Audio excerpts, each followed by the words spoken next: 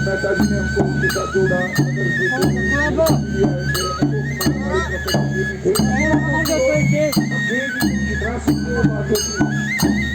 जानना कवियों को आप अपनी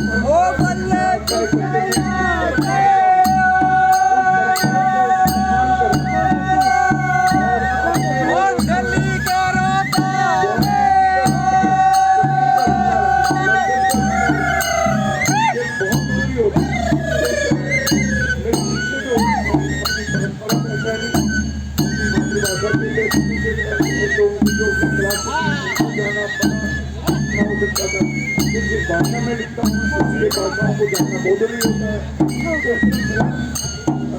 कश्मीरी से और भी भारत पंजाबी में छोटा मोटा हमारी बताइएगा संक्षेप में बोलने जाऊँ। बोलिए आपके सुनने के